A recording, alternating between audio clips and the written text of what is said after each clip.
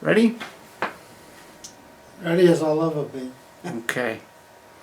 All right. This is Patrick Russell. I'm interviewing Vincent Demartino for the first time. This interview is taking place in Floral Park, New York on November the 14th, 2015. This interview is being conducted by the Making History Project. Vincent, why don't you tell me where you were born? In Valley Stream, New York. It was a couple of towns away. All right. And how big was your town? At that time it was small. It's, I guess, about 15,000 at that particular time. Now it's much more. And when were you born? December 23rd, 1925. And how big is your family? I got 2 sisters left. I had 3 sisters. Now I have 2 sisters, and that's it. All right. And you are Italian heritage? Yes. All right. And your parents, they were They born in the United States? No, or no, they in were Italy? born in Italy and came here. All right. And what were you doing before the war started? I was working with my father in his grocery store. And how old were you? Oh, I enlisted when I was 17 and a half, but they didn't call me until I was 18. And that was in 1943, and when I became 18 in 43, and I was called in. And so you enlisted. Say again? You enlisted. Yes. And what made you enlist? I always liked the Army. I still do. Okay. And so in the Army. Yes. And what was your division that you were in? 95th Infantry Division. I took my basic training with them. All right. And you were in the 378th Infantry Regiment, Okay. 3rd Battalion Headquarters. All right. And they were in Pennsylvania at that time, Indian Town Gap, Pennsylvania, and then we got alerted to go to Europe in July, All right. and then we stayed in England for a month. What company were you in? Headquarters Company, 3rd Headquarters. Battalion Headquarters Okay. Company. And where did you do your basic training? At Indian Town Gap with the division. They had a couple NCOs that gave us there was about 20 of us that we were replacements to the company, and they gave us our basic training right then and there. All right. Yeah, I'm going to go back a little bit. How did your family feel about you going off to the war? They weren't very happy, naturally, but they signed the paperwork and all that stuff. When I first joined the division, if I can go back that far, they didn't believe I was 18, and I had to send home for my birth certificate to prove that I was 18. That settled that portion. One of the reasons I always loved the Army, and one of the reasons I enlisted is when I was in high school they wouldn't let me play football. They always found something wrong, so I enlisted in the Army. I thought I could still play football, but they still found something wrong, so I never did get to play football in high school. Why not? Well, one time it was all physical, stupid things that they found wrong with me, and So they were worried about your safety? yes, more or less at that time. You know, doctors had to sign paperwork, and they wouldn't sign the paperwork, I guess. And, How much did you weigh in high school? about around 115, 116. Yeah, so you were a small guy. I was a small guy, but the high school seems bigger now than smaller than when I was in high school. Mm-hmm. Then we took our basic training there, and then we got alerted to go to Europe, and we landed in England, and we stayed in England about a month, in the southern portion of England. Then they put us on orders to go to France, and from there. And what year was this? This was 1944. We landed D+90 Okay. in And Normandy. before we get into Normandy, tell me a little bit about basic training. What was that like? I really can't tell you because the NCOs that we had were the end of the company, and they were assigned to us to give us our basic training. So they weren't, I guess, as hard as a regular basic training company would have been. And like I say, we were assigned to the division as replacements when they came back from California.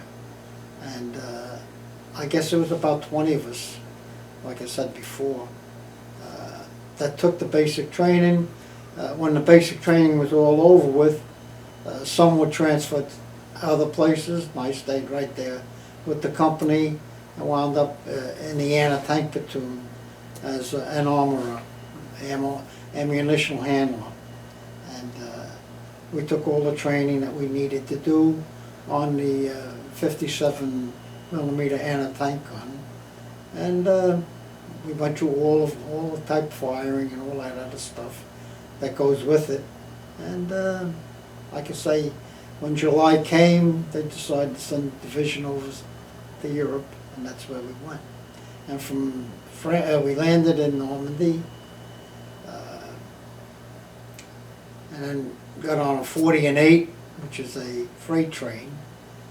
And then they sent us up to around Metz, and we landed up around, our division recaptured Metz, and the Germans nicknamed the division as the Iron Men of Metz. And I'd love to go back there again, but I don't think I'll ever get back there. Is Metz where they had a submarine base? No, that was further in.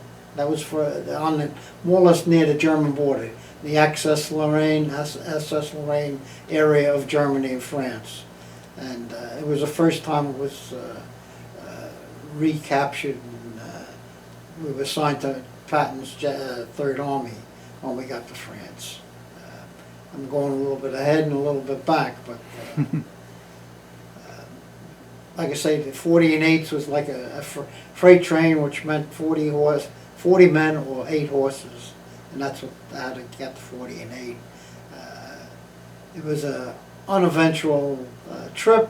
When we got outside of Paris, they made everybody shave and get cleaned up, and next thing we knew, we rode right through Paris and didn't even know about it because it was in the middle of the night. So we never did see Paris, and I never got to see Paris instead until when we went back over there for when my 2 friends got me over there. And from there we stayed with the Third Army till the Battle of the Bulge, and we held the Third Army front along the Siegfried Line.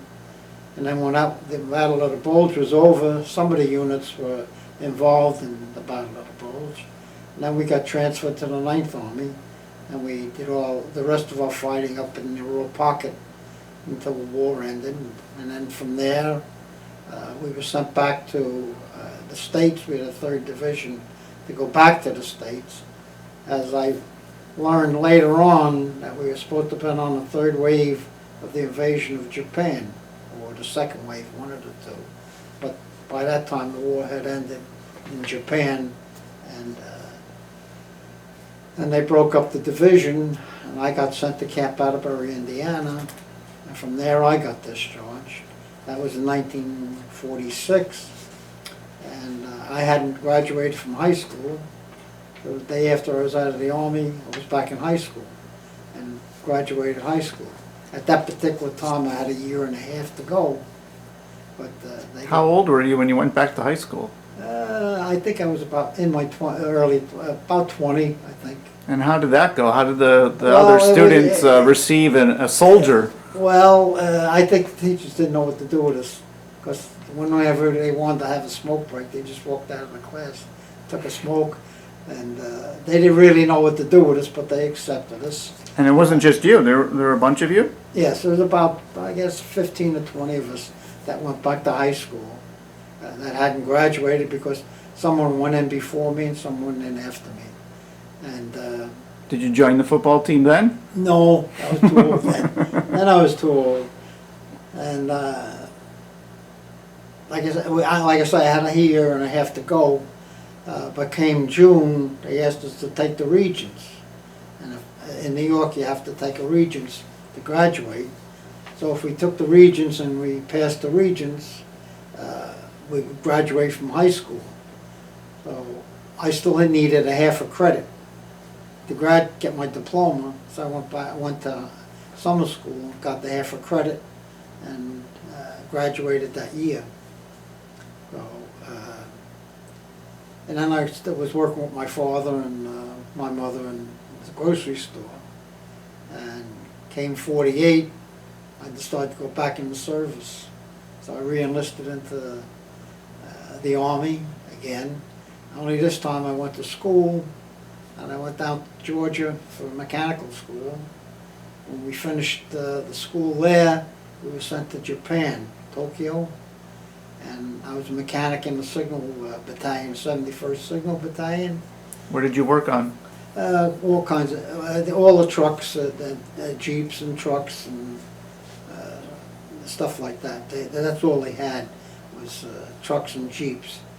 And then when the Korean War broke out, we were sent to Korea as we were supposed to drive for the Korean Military Advisory Group, but that disbanded, so they wound up forming what they called the GHQ Long Lines, General Headquarters Long Lines, which put up telephone lines all to Korea, refurbished the transmitter and repeater stations, and I wound up driving for a colonel, and we went up to Pyongyang, the capital of North Korea, and that's when the Chinese came in, so we had to get out. And in the beginning, they were really pushing us back, and we were in the Pusan perimeter, and we didn't know whether we were staying or going. So I stayed there till 51. The Korean War broke out in July of 50, and when they alerted us to go to Korea, they said just take enough clothes for 30 days. And 13 months later, we finally went back to Tokyo, and then we went home. I got stationed at West Point. A couple of guys got stationed out in Texas. And when I went up to West Point, I wound up into the Combat Engineers and wound up being an instructor up there. And I never instructed in my life. And they gave me a piece of paper to memorize, and I was auditioned by a colonel and a major, and they said, you'll work out. So we instructed cadets. I got up there at the scandal that they had with the first class that caught cheating, and the whole football team was thrown out of the academy. That's when they had a good football team. And I stayed there till 53, and I took my discharge and went back to work with my father and mother. And doing what? Huh? Doing what? The grocery business? Grocery business, yes. But I started getting itchy feet again, and I always wanted to stay in the Army, and I went into the reserve unit, into a reserve in Long Island City. That was the 333rd Ordnance Company, or Battalion. And I decided to go back in the service in 57, and I went back to Fort Bragg and went into the 41st DAS, which was a small ordnance company, in the 80th Ordnance Battalion. And I stayed there in Fort Bragg till 61, and I went to Okinawa for a year, and I came back to Fort Bragg. And what are you doing in Okinawa? I was working in a supply company, ordnance supply company, where we preserved vehicles for in case they ever needed them, and they stored them in a big factory building, and it was classified. And this was for Korea, yeah. I guess. Well, they were supposed to be ready to go any place that they had to go, and we had a bunch of Okinawans that worked for us, and then I left there and went back to Fort Bragg, and that's when they had the Berlin Wall was going up, and they alerted us to go back to Germany, but that never happened.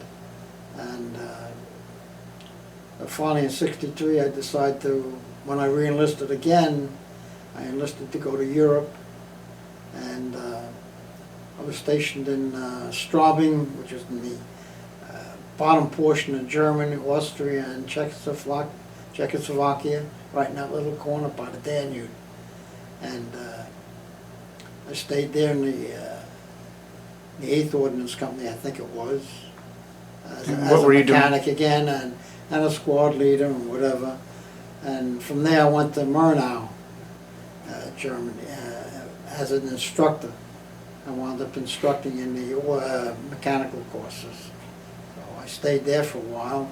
And what were you teaching? I was teaching automotive maintenance. We were in the second week of a 3-week course, and we taught the troubleshooting of the vehicle and all that. What type of vehicles? Jeeps, 2.5s, whatever, military type vehicles that we had. And from there I got transferred to Aberdeen, Maryland back in '68. Well, before I got there, I have to go back again. In '64 I got married. I was in Germany when President Kennedy got killed, and we got married right after that. And I brought my wife back to Germany with me. And how old were you? About 38, 39. And my 2 children were born in Munich. They're both, well, one is married, one's not married, so they're doing all right, I think. As well as I think they can do. And then I got stationed, went back, after I got back to Camp Aberdeen, Maryland, where I was a week chief and did instructing on automotive again.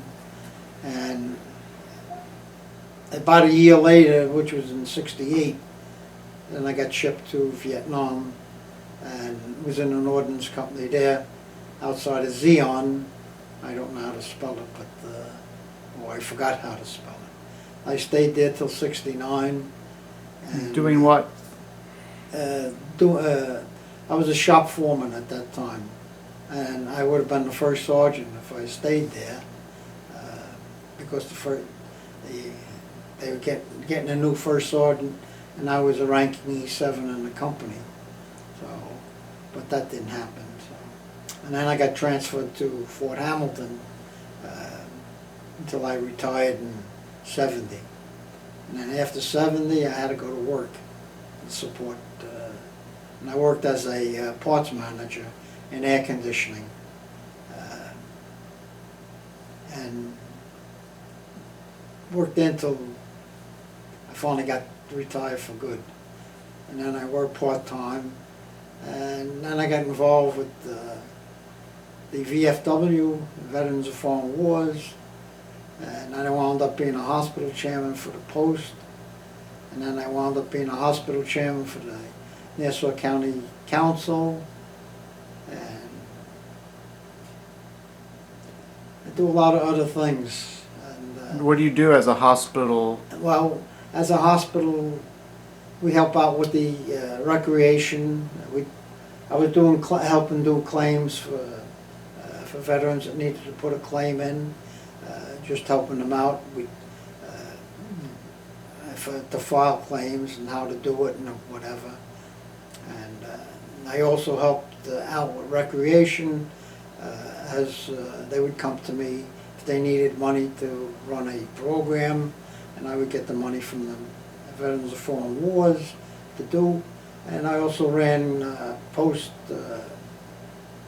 ward parties, which we brought ice cream, cake, and sat with the patients at that time, and and with the county, we were on an award party also, and played data races, which gave them ice cream, candy, stuff like that. And then in St. Albans, we played bingo with them. And so 4 weekends a month I spent at the hospital, or 3 weekends a month I spent at the hospital. These are disabled veterans? Say again? Are these disabled veterans? Yeah, they're all disabled veterans, or some of them are permanent. That's their home on some of them, and some of them are there for 2 weeks, and some of them are not. And it's as most of the veterans' homes, hospitals here, St. Albans is just like strictly like a home for them. And what's the age group of the veterans there? Say again? What's the age group of the veterans there? It varies. It varies. They have a lot of World War II veterans there, but they have the young people there too, with their problems, and they try to straighten them out. Some of them get straightened out, some of them don't, but it takes a little bit longer to get straightened out. The younger guys? Yes, the younger people. And I don't know much more I can tell you. I've told you more than what I've told everybody else. So,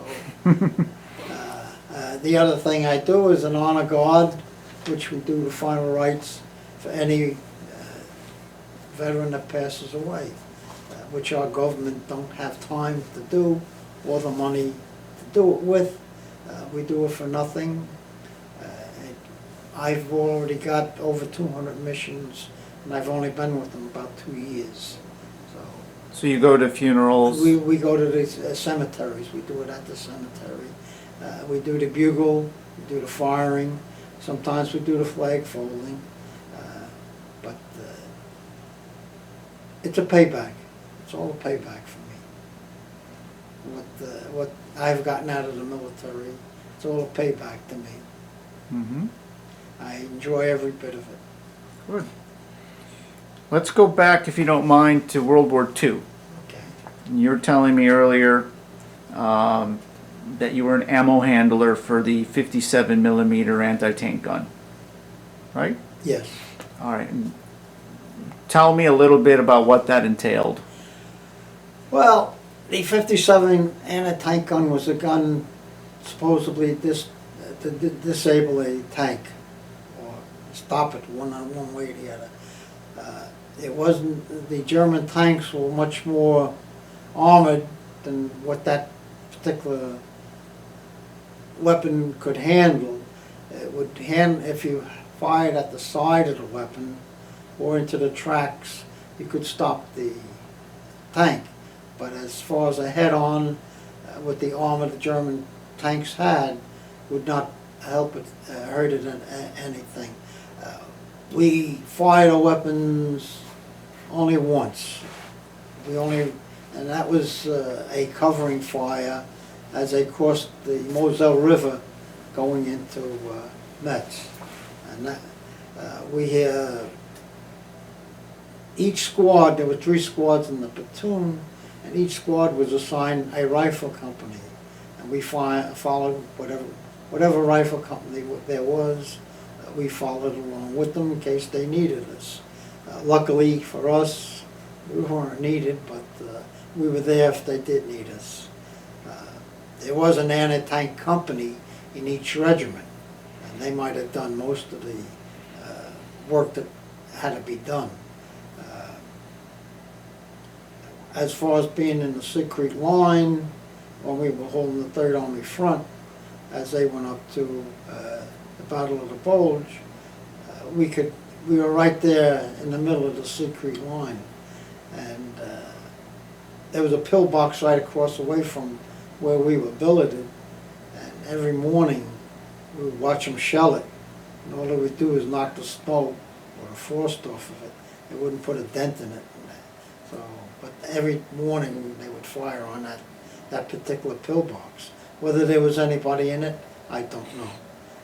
We were lucky. I guess our squad was lucky. We did lose 3 people in the beginning. no one was killed, but they were injured and they never came back. We had, I think, 2 people in our platoon that did get killed. And each squad lost a couple of people. So, that wasn't a very happy time, but we all made it. We all got back together. And like I say, we all almost got discharged together, except for me, because I didn't have enough points to get discharged. So that's when I got transferred up to Camp Atterbury, and I worked in the dental office in the discharge center. And I met my whole company going for their discharges. And that's when I decided to take a discharge too. So, but I would have stayed if I hadn't.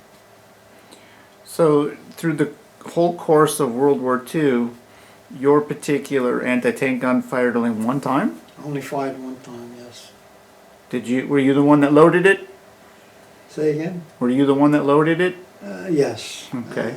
What did you fire at? A tank? Well, they just told us to fire over the river, and that's what we did. And whether we hit anything or we didn't hit anything, we don't know. And that's when we first pushed off. And, that's when I saw my first dead GI. And he was all curled up and had a hole in his head. And it was a little bit of a shake-up, but and we did get caught in a crossroad, and that's when we lost 3 men on our squad, when we were caught in a crossroad. Because the Germans had all the crossroads zeroed in, and every once in a while they would throw fire on it, and we just happened to be there when they did it. You're talking about artillery. Where was this? This was out in the outskirts of Metz somewhere. It's been a long time, and I don't remember some of the places. I only remember going into Metz. I remember that was the first time we slept inside, and I slept in the Hotel Royal. I still have a key to that door. So how long were you in the field before you slept indoors? At least 2 months. And it was about 4 months before we took a shower, and our clothes just fell off. We didn't have to worry about taking them. It disintegrated. They fell off, and it felt good to get in the shower. But, wow. And then we stayed another couple of months without a shower. So your anti-tank gun, was it pulled by a half-track? No, it was pulled by a 1.5 ton Dodge truck. And that had the ammunition and had us in it and everything else. And how many people did you work with that gun? I think there were 10 of us in that squad at that time. I think I'm the only one left out of the squad. And what was your highest rank during the war? At that time, I was just a PFC.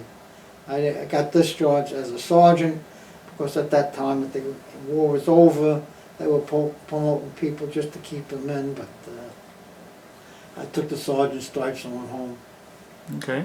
You recall any of the guys that you worked with on that tank? Or yes, I kept in contact. In fact, I was made company correspondence. I used to write to everybody in the company, but all of a sudden that all dwindled down, and I imagine some of the wives are still alive, but the guys are not. I think I communicate with one person. He lives out in the state of Washington. I communicate with him on the email. I think he's the only one. I think we're about the only ones left in the company. As I was the youngest one at that time. All the rest of them were in their 20s. Like I say, I was the youngest one in the company at that time, and they all took care of me. Besides the anti-tank gun, what other weapons or equipment were you qualified to use? Well, I was qualified with the M1. I was qualified with the carbine. And I was qualified with a pistol, the 45. And we fired the machine guns, and we fired. In fact, I had a machine gun near the end when I was transferred to the 3rd squad. I was in the 1st squad, and then I got transferred to the 3rd squad. and they made me a machine gunner for that squad. And one time up in the rural pockets, we got strafed by the last two Messerschmitts I think the Germans had left, and they missed us. We got caught in a town, and they missed us. They didn't. I guess they didn't want to stay too long, and scared the heck out of us too. But that was the only Air Force only portion of the air we saw. Those two Messerschmitts, and I think they shot down one of the Piper Cubs from the artillery that day.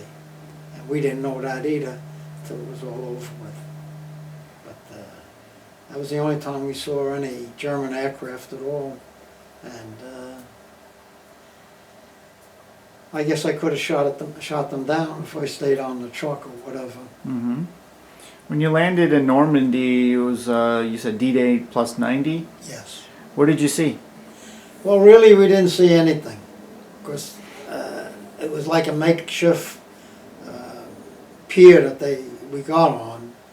And we went into the town of Carenton. That's the only thing I can remember, is going into Carenton and getting on the fort, staying out in the field for a couple of days. And then they loaded us on the 40-8s, and then we went across France in the 40-8. You don't recall any details of what the towns looked like, or? No. We stayed in the hedgerows there in Normandy, I guess almost approximately a month. And all they did was, that's when they started the Red Ball up. And they took a lot of guys out of the Red Ball, out of the company that could drive, and put them into Red Ball, into like... to get the fuel. For the fuel for Patton and all that stuff, till he ran out of everything. And then they came back to the company, and that's when we moved out of the hedgerows. When I went back to France, if I can go, it looked like it never changed when I went back in June. It looked like time stopped, because it didn't look any different. You went this June? That's the first time? That was the first time I went back. I always wanted to go back, and this was the first time. I was supposed to go the year before, but I couldn't get my passport straightened out, because when we went to France and England, I didn't need a passport at that time. But it took a while to get the passport, and once I got it, they made the arrangements, and I could not believe the treatment that we got there. I mean, it was great. That's all I can say. And I was very surprised at the whole thing. And like I say, it looked like time stood still when we went back there. And just as I remembered it, that's just the way it was. The hedgerows and the roads. There weren't any main roads, it was all dirt road. And till you got onto the bigger towns, then that's when you seen the better roads. But the homes looked the same as it was back 70 years ago. Everything looked the same. Not too much changed. I don't know what it looks like in Metz. I know that they have a monument for the division out there at Metz, outside of Metz. I know a few guys that went back to Metz. I always wanted to go back, and I don't know if I'll ever make it, but I would like to go back there. So whether that happens again, like I said, it's a different story. You got the French Legion of Honor this June. Well, right? that was all unexpected. All I knew was I was going back to Normandy, and that's all I knew. And then that was a complete surprise. I didn't do anything outstanding that I can remember. Just being there, I guess. It is an honor, and I still quite don't believe I got anything for it. And like I say, everybody calls me sir for some unknown reason. But and you got it in Normandy, the yes. Legion of Honor in June. Okay. Did you get any other medals as a result of your service?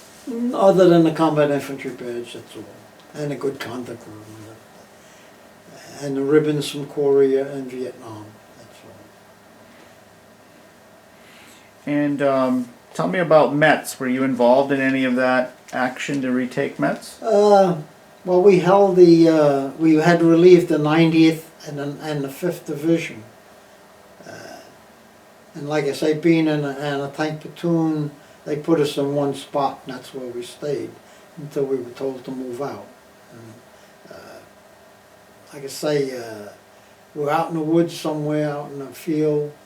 Where it was, I don't remember anymore. All I know is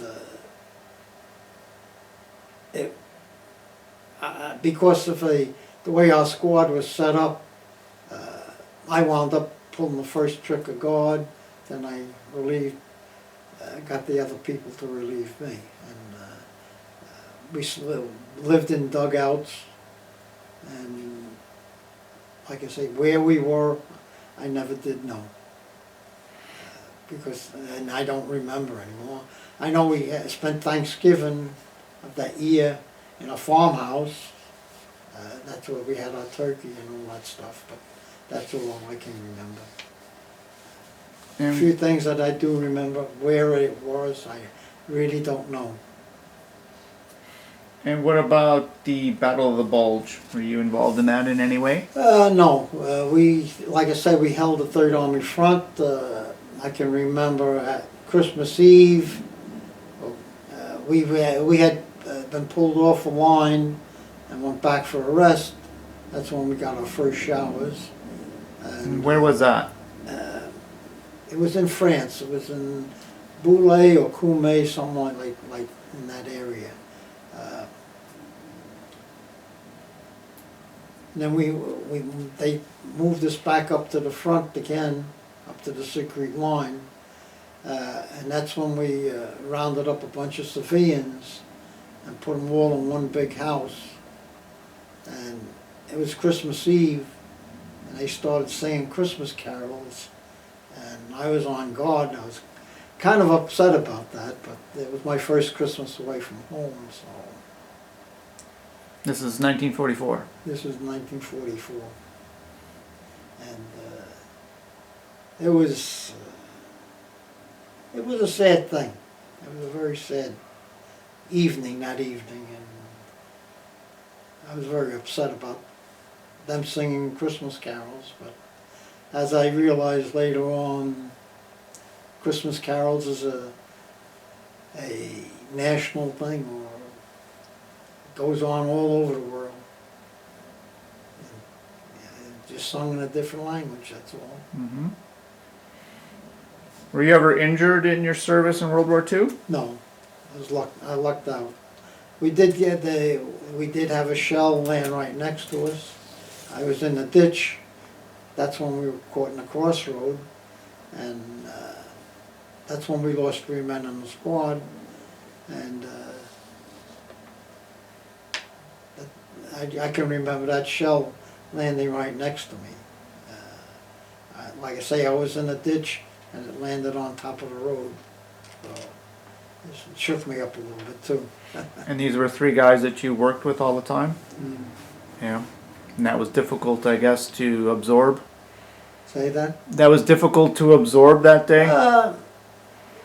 In the beginning, yes. But then after a while, you get used to whenever someone got wounded or didn't come back. Did you see a lot of that, being that you were No, more in the support role? As following the rifle companies, we more or less in the rear of the rifle company all the time, so we didn't see them. Like we seen the one regiment pass through us when we were on the hill that was on the border of France and Germany, and the 379th went through us. They went into Saarlorten and Frauleuten and all that area in there, which is in the Alsace-Lorraine area of Germany and France, the industrial areas. You ever hear the term that war is hell? Yes. Do you agree with that? Yes. And why?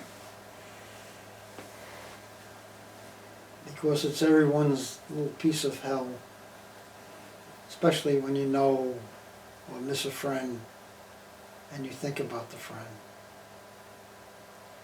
And I think I remember every one of my men in my company, and I remember everyone that got killed.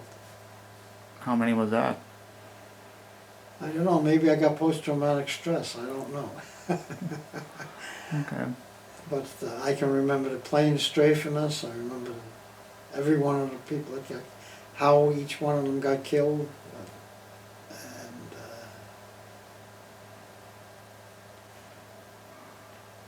And it's still there, it's still there. Did those experiences follow you home when you came out of the service? Say again? Did those feelings and follow you? No, After the it didn't service? follow me. I guess I was too young to really realize there was a lot of stuff. Maybe I didn't grow up, I don't know. But I never carried it with me. I remember it, but I don't talk about it. And I don't dwell on it like the younger people, I think, do now. They just can't let it go. You have to let it go. If you don't let it go, that's when you get sick. And I can remember it, I can let it go, I think about it. There isn't a day I don't think about them. And when I've gone to the reunions, the unions have been happy things, happy times. You don't seem to remember the bad times, you remember the happy times. And in all my military life, and all where I've been, I seem to remember the happy times. There were a lot of bad times, but the happy times seem to be more than the bad times, or overwhelm the bad. Do you feel like you suffered any trauma from the war? Possible, but I don't, like I say, I don't dwell on it. I don't dwell. I have other things to keep my mind going. I don't, my wife gets mad at me because I keep active. This is the longest I stay in this house. I'm usually gone somewhere. I'm either driving somewhere, shopping somewhere, or doing something else. Like I say, I do not, the grass don't get green with my feet. Because I'm always going. My car, the last car I had, I put over 100,000 miles just going out to the hospital. And that's my enjoyment, that's my payback, that's where I relieve myself. And when I see those people in the hospital, I have no problems at all. And is there anything from your experience from the war that still affects you today at all? Like I say, just remembering it, and remembering some of them that didn't come back. That's about the only thing. As far as Vietnam, I don't have the same feelings that I had in World War II. Korea, I just have a little bit of the feelings. But it seems like the most feelings I have are for World War II. And why is that? I don't know why that is. I just don't understand why that is.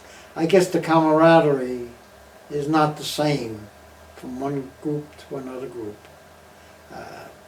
You think you were closer with I was those closer guys with the from World War ones II? because I guess I was younger at that time, and I was the youngest guy in the company. I guess it was a different type of camaraderie. When you went over with them, you stayed with them, you lived with them. Even though I did the same thing in Korea and Vietnam, it's not the same. As far as Korea, I remember some of the people I was with in Korea. I remember a lot of things about Korea. I don't remember too much about Vietnam, and I don't know why. It seems like it's way back in this little head of mine. And I can remember where we were, I can remember some of the things there, but the camaraderie is not not there. I guess because of the turnover of people, everybody you met, all of a sudden they were going home, or they got transferred somewhere else, but you were never with the same people all the time. And I think that's where the camaraderie is not there. Even though in Korea and in Vietnam, I lost 2 people. I had to send them out on a mission, and while they were out on the mission, they got killed. I remember them every time I go to the wall, I look up their names, but I can only find one name, and I can't find the other name. And that sort of irritates me a little bit, that I can't find that other name. Some reason for it is there are a couple of other names spelled the same way, and I just can't seem to find them. I find the one, but I can't find the other. And when I go to the wall, I always look up those names, and I can only find the one. And they were both killed the same day, and I could find the one. And at that time, I had an emergency, I had to come home, and I left everything there. That sort of irritates me a little bit. Maybe I got that post-traumatic stress from them, I don't know. But that does bother me a little bit, and then again, when I do something else, I forget about that. And only when I talk about it is when I remember. Did you have any experiences with whether loud noises bothered you when you got home? Oh yes, no, yes, and it still does. Somebody makes a loud noise, or a firecracker goes off sometimes. It reminds me. It makes you jump. It makes you jump a little bit. It still hasn't, that hasn't left. What about having to always scan where you're walking, where you're, what's going on, what people are doing around you? No, that doesn't bother me. You have ever had nightmares, waking up in the middle of the night, having to dream about World War II? I dream about it, but as far as I know, they haven't become nightmares. But maybe it's because I remember the good things. And when you're dreaming, you're thinking about good things? About World War II? Oh yeah. I dream about all 3 of them. I remember them all. I don't think you ever forget, but you put it aside and you think of other things. You got to think of today and what's going on around you today. I just feel that we didn't do the job in World War II,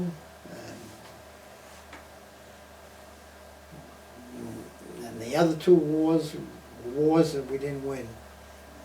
Korean War we didn't win, Vietnam we didn't win, and right now what the young people are doing today, they're not getting anywhere either, and that sort of annoys me. That annoys me more than anything else. What's that? We never finished. Finality. So, it's, you see all these young people get killed, and then you wonder what for. And I blame it on my illustrious politicians.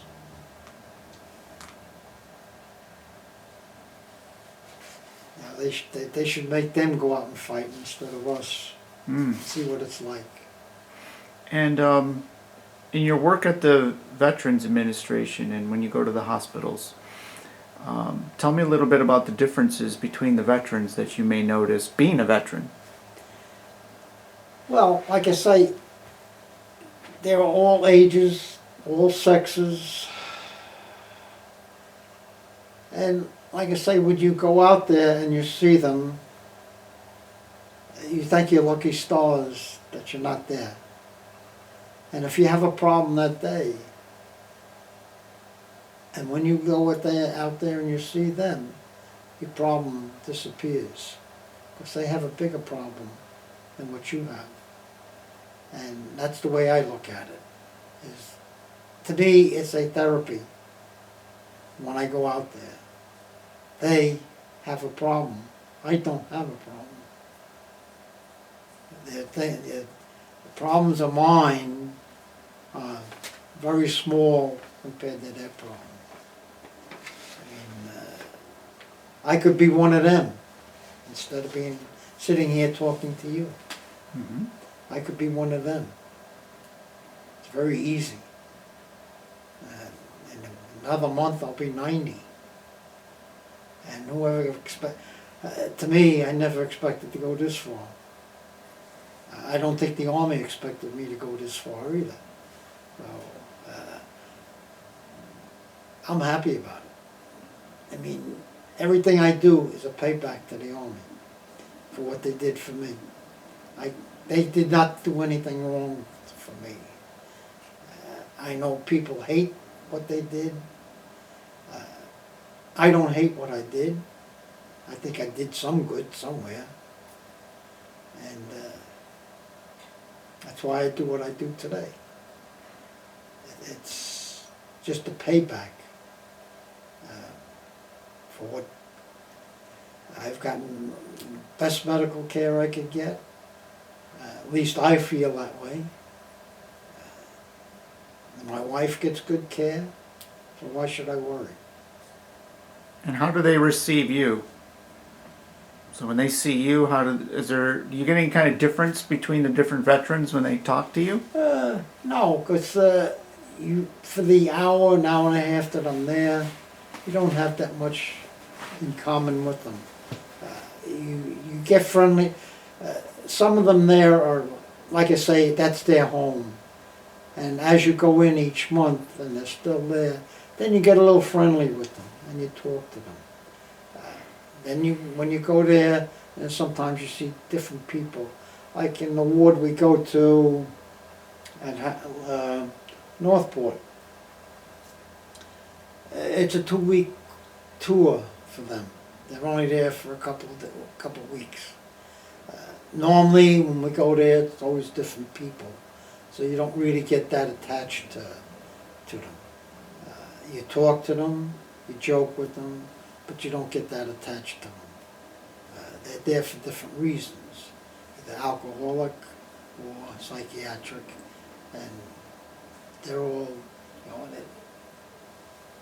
in the other ward, the other place, it's a home. It's just strictly a home for them. That they can't be, their siblings can't take care of them, or the spouse can't take care of them, or they have no home.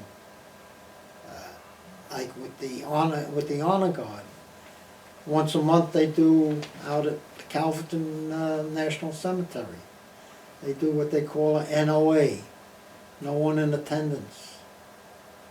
These homeless that die by themselves, or a guy that's in a home and there's nobody there. Like tomorrow at St. Albans, this will be a remembrance of the patients that passed away at the hospital that are there as a home. So this is, again, a payback for me. To remind me of what I have that they don't have. I assume somebody will remember me when I'm gone and do the right thing. And this is what the VA is trying to do for these homeless or the people that don't have a home, is do the right thing and give them a honorable burial.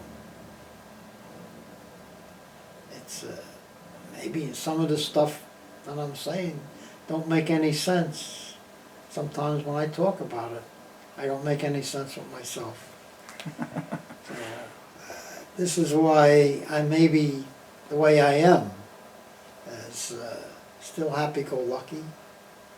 I worry about things, and I don't worry about things. There's some things I worry about, some things I don't. I know that tomorrow I might not be here no more. I'm on borrowed time. And how long that borrowed time lasts is another story. I don't know anything else I could tell you. How often did you talk about your experiences from the war with others? Only very few, even at the VFW when we meet. people talk about other things. They don't really talk about, they'll talk about the bad times they had in the Army, or in the Marines, or the Navy. They don't talk about the good times when they went out and got loaded and all the other stuff. They talk about how bad it was. Like I got one guy in there hates Patton. I love Patton. I think he was the greatest general going. And I think if we had a couple more generals like this today, we'd have stop a lot of BS that's going on. But then again, that's my opinion. Mm-hmm. But as far as talking about it, I only talk about it when somebody asks me about it. But other than that, I don't volunteer to talk about it. You got more out of me than what the other reporters have gotten out of me. Well, that's good. Hopefully I'm doing my job. So, you know, how far this goes, I don't know. How many people believe what I said, that's up to them. You know, everybody has a story in life. I don't brag about what I did. I don't. Was there a reason why you didn't talk to anybody about it? Say again? Is there a reason why you didn't talk to anybody about it? I felt it was none of their business. If they wanted to know, they would ask me. You have people, I've met people that brag about everything they do. I don't. What about your children? Did you talk to them about it? They don't even know what I did. It's only recently that my daughter has learned about what I did when she read about it when I went to France. So they never asked? She never asked. They never. I have my album there. They've never looked at the album. They've never asked me about anything. So, and I'm not volunteering to tell them. I mean, if they want to know, they have to ask. And that's the same thing with people outside. They want to know, they have to ask. I don't brag about anything.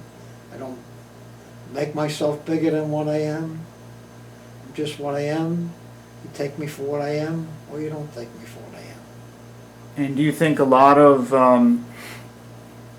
your colleagues from World War II feel exactly the same way? Most of them do. Most of them do. Most of them don't talk about it. Like I say, even at the VFW, we don't talk about it. Talk about other things. Talk about everyday life, and that's it. What happened years ago happened years ago. Some of them don't want to bring it up. Some of them just want to leave it in the back of their mind or in the back of their heads or wherever. This is where I think the young people are wrong. They should bring it out, talk about it. Don't hide it. Don't. And that's what makes them sick, is they hide it. I mean, whatever you did could be wrong. That was then. This is now. I mean, other than that, I don't know. Is there anything that you would like to add that I did not ask you? No, I think you asked me just about all. I mean, I'm a very simple person, so like I say, my thoughts sometimes I still think as a young person. I don't worry. I don't think about them being 90. Mm-hmm. That's just a number, and that's it. And I still think like young people. This old house, this old body of mine, has a lot of aches and pains, but the mind still wants to keep on going somewhere. It doesn't want to stay in one place. And like I say, I don't stay in one place. 2 days a week I'm out at Northport, VA. The other 3 days I'm doing something else. If I'm not on a mission with the Honor Guard, I'm doing something else. I don't stay still. Mm-hmm. And maybe that's why I didn't get old yet. I don't know. Could be. You might have found the fountain of youth. Is there anything you'd like to tell future generations? Oh, Any wisdom that you'd want to share? That's a hard question. I don't know what to tell them. Because there's so many things that they have to do that I didn't have at their ages. I mean, when I was their age, all we had was a radio. We didn't have cell phones. We didn't have TVs. You didn't have all this other stuff that people don't even know how to talk to each other anymore. Get on one of those Texting. text machines, and they don't know how to talk to people no more. They just type each other, and I don't understand it. Why can't they talk instead of typing? Or texting, whatever you call it. I mean, maybe I'm not with it. I have problems with the computer as it is. I'm always wiping things out. I start a letter and all of a sudden it disappears because I'm not that technically qualified. My son gives me a telephone. I still get lost on the on a cell phone. So I'm not mechanically inclined anymore. But like I say, the young people, I think they're missing a lot. I think they're missing a lot because everything is there. There's nothing they have to really work for to get, what to think about. They don't have to think about what they're going to do tomorrow or the next day. They're not out in the streets playing handball or playing stickball or playing baseball. They sit home and their thumbs are the only things that do any work on them. So I think they're missing a lot. I really do. You know, like I say, when I was a kid, you were lucky you had a bicycle or a pair of roller skates. In them days, I remember the Depression. I can remember my father's store. He had nothing to sell in it. And the NRE, the people from the government would come, wanting to hire somebody. Then what am I going to hire for them to do when there's nothing on the shelf? So, you know, this is maybe the way I was brought up. And the kids today, the younger people today, they have no worries. They don't even worry about if their mothers make them a meal because they're out playing or out thumbing their thumbs and going to McDonald's or Burger King or one of them things and think they're having a ball. To me, they're not having a ball. I mean, when we had an ice cream soda, that was a treat. But maybe my ways of thinking are different. But I think the young people today, maybe a lost generation. They may be the greatest generation. Who knows? They keep saying we were the greatest generation, but we didn't finish the job. That's my feeling. The job was never completed. And that's because the way things go. What wasn't completed though? Vietnam and Korea? Vietnam wasn't completed. Korea wasn't completed. And now you got Afghanistan, Iraq. You know, they pulled them out of Iraq, and look what happened. But you did complete World War II. In a way we completed. I know when they thought about it, splitting up the countries and giving everybody all this freedom that they never had, was a deterrent. Because we've had nothing but conflicts since then. It's been conflicts all over the world because somebody else wanted to take charge. And I think when they split Germany in half, which at that time sounded like a good idea, but it wound up being a bad idea. When they split Korea up, that was a good idea, but it wound up being a bad idea. So, this is my opinion. I mean, they thought at that particular time was great, but they didn't think about what would happen later on. And what happens later on is not that great. They gave all these nations their freedom, and all of a sudden they're fighting amongst themselves because someone wants to be the honcho. So where did we win? Where did we really win? I mean, if we really won, you shouldn't have any wars at all. But, as the Bible says, there'll always be a war. Some way. Because there's always someone that wants something that you have. You have wars between people. They're not fighting, but there's a war between you and me. You're pumping me for information, and I don't want to give it to you. So, you know, it's the same thing. But you do it in a civil way. Other people don't do it in a civil way. So, that's my opinion. My opinion is worth 2 cents. So that's all I can say. Okay. Good enough. All right. Well, I want to thank you for taking the time to have this interview. I And thank you for asking me, but like I say, I don't know how far this is going to go and where it's going to go, but who knows? all right. Well, I want to thank you, Vincent, for your service and for taking the time today. Well, I thank you for taking the time to do it. All right.